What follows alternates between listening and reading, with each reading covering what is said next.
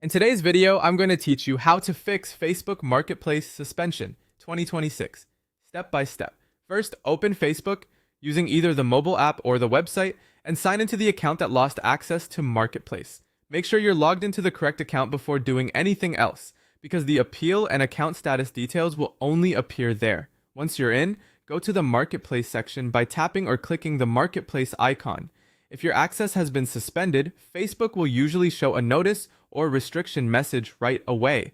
This message is important, so don't skip past it too quickly.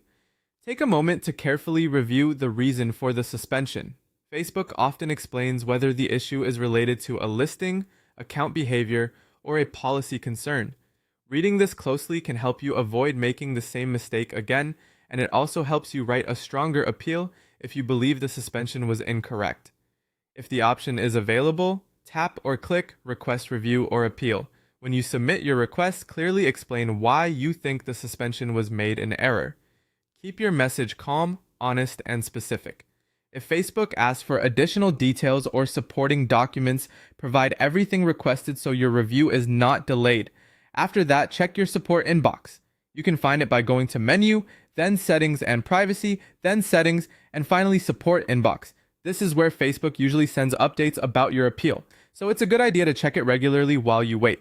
Next, review your account status by opening Settings and then Account Status. Look for any policy violations, warnings, or restrictions connected to your profile. In some cases, Marketplace access is affected by broader account issues, so this section can give you useful context.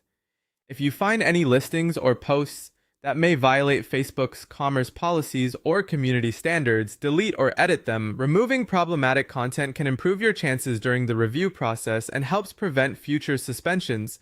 It's also smart to secure your account. Change your password, turn on two-factor authentication, and verify your contact details, including your email address and phone number. This can help if Facebook flagged unusual activity or suspected unauthorized access.